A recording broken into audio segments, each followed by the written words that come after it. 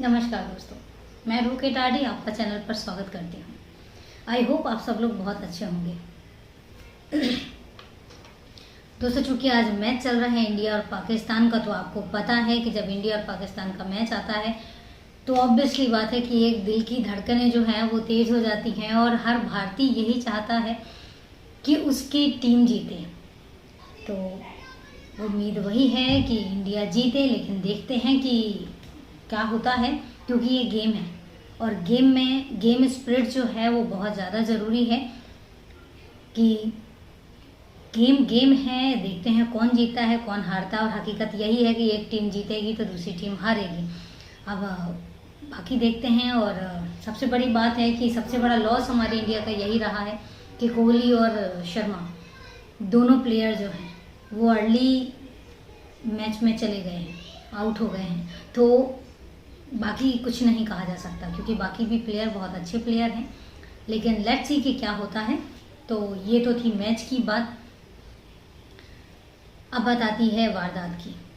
दोस्तों, क्या अभी पहनावे की अगर बात करें तो क्या पहनावे पर भी रोक लगनी चाहिए? क्या किसी की इंडिविजुअल चॉइस नहीं हो सकती?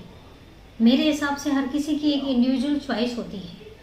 कोई सूट पसंद करता है, कोई साड़ी पसंद करता है, कोई जीन्स पसंद करता है, कोई वेस्टर्न पसंद करता है। मेरे हिसाब से हर किसी की अपनी एक लाइकिंग होती है और उसको पहनने में, ओढ़ने पहनने में और खाने के मतलब में अगर बात करूँ तो खाने के मैटर में, तो मुझे लगता है कि शायद रोक टोक नहीं की जानी चाहिए। हमें इतना जागरूक जरूर होना चाहिए कि हम सामने वाले की चॉइस को अडॉप्ट कर सकें, एक्सेप्ट कर सकें। हम रोकते तब हैं जब हमें उसकी कोई भी चीज़ पसंद नहीं आती है, लेकिन वो उसकी अपनी चॉइस है। हर एक पर्सन की अपनी इंडिविजुअल चॉइसेस होती हैं। उनकी इंडिविजुअल चॉइसेस को एक्सेप्ट करना ये बहुत ज़रूरी है। और हम तभी ग्रोन अप हो पाएंगे, तभी हम तरक्की कर पाएंगे जब हम एक दूसरे के चॉइस को एक्सेप्ट करेंगे। जब हम किसी की चॉइस पर ही रोक टोक लगाते रहेंगे तो मुझे लगता है कि हम उसी जगह पर घूमते रहेंगे, और जहाँ बात एक तरक्की की आती है, जहाँ बात एक प्रोग्रेस की आती है, वहाँ पर हम अपने आप को स्टॉप कर देंगे। चूँकि मैं आज बात इसलिए कर रही हूँ क्योंकि दोस्तों, आज एक ऐसी वारदात, एक जीन्स पहनने पर, सिर्फ एक जीन्स के चलते एक लड़की का मर्डर हो जाता है। शॉकिंग है बट फैक्ट है। वारदात शुरू करूं उससे पहले यही कहूंगी कि अगर आप चैनल पर नए हैं तो चैनल को सब्सक्राइब ज़रूर करें। इसके अलावा बेल आइकन ज़रूर प्रेस करें, आपको फर्दर नोटिफिकेशन के लिए आपके पास आपके मोबाइल में अपडेट आ जाएगा। इसके अलावा अगर आप कोई वारदात के बारे में राय देना चाहते हैं तो कमेंट बॉक्स में जाके कमेंट करके मुझे ज़रूर बता सकते हैं। कोई सजेशन देना चाहते हैं तो वो भी एप्लीकेबल होगा। तो दोस्तों, वारदात है 2021 की। वारदात है यूपी के देवरिया जो जिला है, देवरिया जिले का एक गांव लगता है, सवरेजी खर्ज गांव है। ये वारदात है वहाँ की। वहाँ पर एक परिवार रहता है, अमरनाथ पासवान का परिवार। अमरनाथ पासवान के परिवार में उसके पिताजी रहते हैं, दादा परमहंस, जो उसके फादर हैं परमहंस पासवान। उसके 3 भाई, व्यास, अरविंद और सत्येंद्र, ये लोग रहते हैं। जो अमरनाथ है, अमरनाथ अपने जो घर में बाकी सारे भाई रहते हैं उनसे थोड़ा सा अलग रहता है। अमरनाथ के 4 बच्चे हैं, 2 बेटियां, 2 बेटे। बेटियों में निशा पासवान, विशाल पासवान, नेहा पासवान और विवेक पासवान, 4 बच्चे हैं। अमरनाथ को लुधियाना जो पंजाब में है वहाँ पर जॉब लग जाता है और वहाँ पर वो जॉब के लिए चले आते हैं। थोड़े समय के बाद उनका जो परिवार है वो भी लुधियाना शिफ्ट हो जाता है। नेहा भी वहाँ पर अपने परिवार के साथ आ जाती है, और जब लुधियाना नेहा आती है तो उसको वहाँ का पोशाक, वहाँ का जो रहन सहन है वो अच्छा लगता है और वो भी जीन्स टॉप पहनना शुरू कर देती है। क्योंकि अमरनाथ जो है वो अपने सारे बच्चों को बड़ा सपोर्ट करते हैं तो वो भी मना नहीं करते हैं, और वहाँ पर नेहा आराम से जीन्स टॉप पहनती है, आराम से रह रहे थे। इसके बाद 2021 में थोड़े समय पहले ही नेहा जो है अपनी माँ के साथ गांव आती है। जिसमें उसकी बड़ी बहन निशा भी साथ में थी। जब वो गांव में आती है तो वो भी गांव में भी जीन्स टॉप पहनना शुरू कर देती है। नेहा के दादा को और चाचा को उसका जीन्स पहनना पसंद नहीं आता। वो उसको टोकते हैं, उसको मना करते हैं कि जीन्स टॉप मत पहनो। उसके दादा चाहते हैं कि वो सलवार सूट पहने और साथ में दुपट्टा भी ले। लेकिन चूंकि नेहा जो है वो एक ऐसे शहर में बड़ी हुई है और ऐसे शहर में रह रही थी जहाँ पर जीन्स टॉप बहुत नॉर्मल सी चीज़ है, वेस्टर्न बहुत नॉर्मल सी चीज़ है, कोई देखता भी नहीं है कि आपने क्या पहना है, तो उसके लिए बहुत नॉर्मल सी चीज़ थी। उसने मना कर दी। इस बात पर जो उसके घर वाले हैं, जो उसके दादा हैं, जो उसके चाचा हैं, वो उससे चिढ़े चिढ़े से रहते थे। अब बात आती है 19 जुलाई 2021 की। 19 जुलाई 2021 को नेहा ने व्रत रखा हुआ था। वो सुबह उठती है और नहाती है और उसको पूजा के लिए जाना था। तो वो रेडी होती है, पिंक कलर का टॉप पहनती है और डार्क ब्लू कलर का जीन्स पहनती है और तैयार होती है पूजा के लिए। जब वो पूजा के लिए जाने लग जाती है तो जो उसके दादा हैं वो उसको मना करते हैं, कहते हैं सूट पहन कर जाओ। इस बात पर नेहा उनको मना कर देती है। जब वो नेहा मना करती है तो उसके दादा कुछ बोलते हैं और इस बात पर उनकी थोड़ी सी गर्मा गर्मी हो जाती है। नेहा का जो चाचा है अरविंद, वो जब देखता है कि नेहा जो है वो अपने दादा के साथ बहस कर रही है और उनकी आपस में लड़ाई हो रही है, तो वो आता है। वो कुछ भी नहीं देखता, वो कुछ भी नहीं सुनता और वो कुछ भी नहीं सोचता और नेहा को पीटना शुरू कर देता है। हाबड़ ताबड़ पीटता है, उसको बहुत गंदे तरीके से पीटता है, उसको डंडे से पीटता है, उसका सर जो है वो दीवार पे मारता है, एक इतना गंदे तरीके से मारना शुरू करता है। और जब उनको लगता है कि नेहा जो है अब बहुत ज़्यादा गंभीर हालत हो गई है, तो वो उसको उठाते हैं और उसको अस्पताल के लिए ले जाने लग जाते हैं। ऑटो बुलाते हैं और ऑटो पर उसको ले जाने लग जाते हैं। इससे पहले मैं आपको एक बात बता दूं, जब वो पीट रहे थे तो उस टाइम पर जो उसकी बड़ी बहन है निशा, नेहा की, वो आती है और वो जब देखती है कि उसके चाचा नेहा को पीट रहे हैं तो वो जाके अपनी माँ को बुला के लेकर आती है और दोनों उसको हटाने की कोशिश करते हैं। लेकिन वो जो है उसकी माँ को, नेहा की माँ को और बहन को, दोनों को धक्का दे के साइड कर देता है।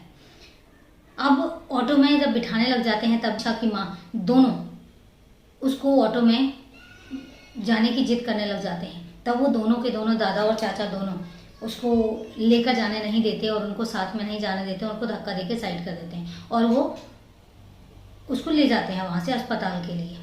जब अस्पताल जा रहे थे तो बीच रास्ते में ही नेहा ने दम तोड़ दिया। जब नेहा ने दम तोड़ दिया तो वो डर गए कि अब उसका क्या करें। तो वहीं पास में ही नदी है, गंडक नदी, और गंडक नदी में पुल है जिसको कहते हैं पटनवा पुल। तो पटनवा पुल के पास जब वो गुजरते हैं तो उनको लगता है कि अब नेहा मर चुकी है और नेहा का क्या किया जाए।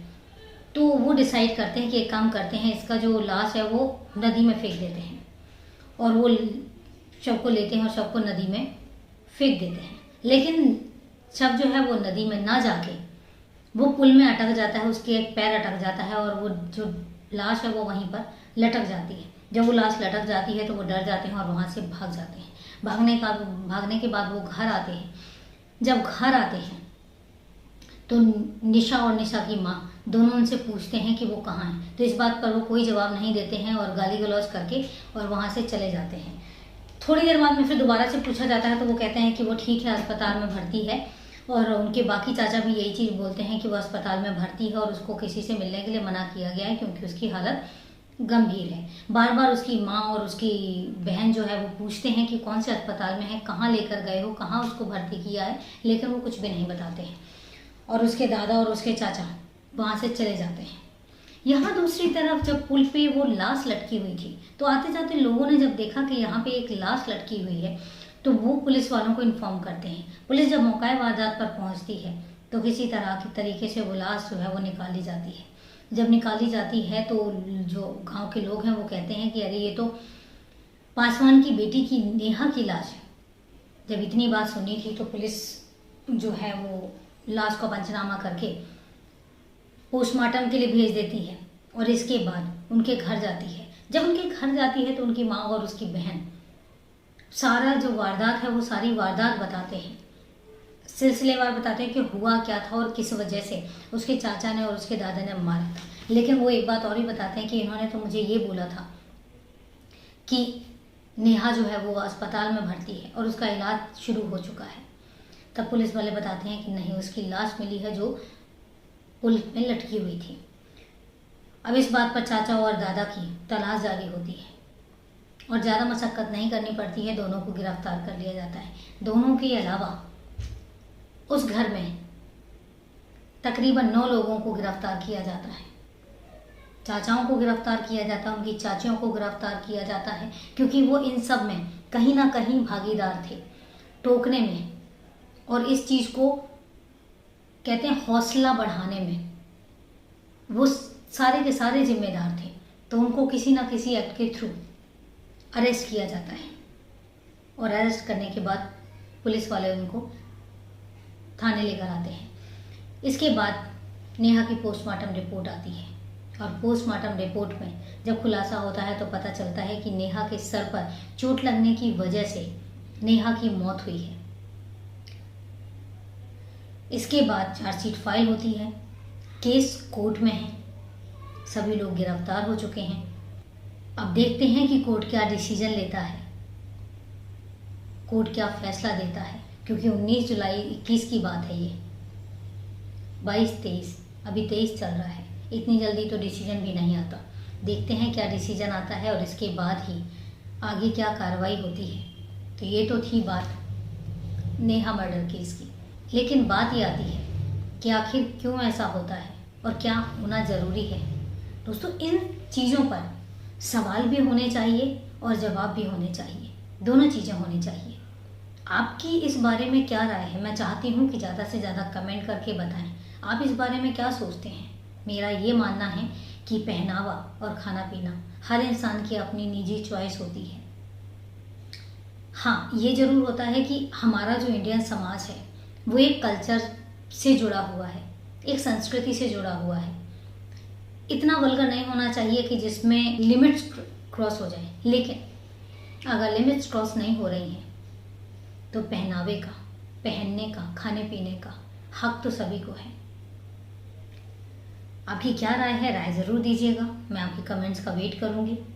तो चलिए दोस्तों, मिलते हैं फिर एक नई वारदात के साथ। चूँकि अभी तक किसी का कोई कमेंट नहीं आया है तो मैं कमेंट का रिप्लाई नहीं कर रही हूँ। मैं चाहती हूँ कि आप लोग ज़्यादा से ज़्यादा कमेंट करें, क्योंकि मैं नई हूँ जो इस चैनल को हैंडल कर रही हूँ। तो मैं चाहती हूँ कि आपका रिस्पांस मुझे ज़रूर मिले और उसके बाद ही पता चलेगा कि आप लोगों को जो वारदात है वो कैसी लग रही है, तो उस बारे में ज़रूर बताएं। तो चलिए दोस्तों, मिलते हैं सोमवार को, क्योंकि वीडियो जो है वो एक दिन छोड़कर एक दिन आएगा, इसमें अल्टरनेट डेज पे आएगा।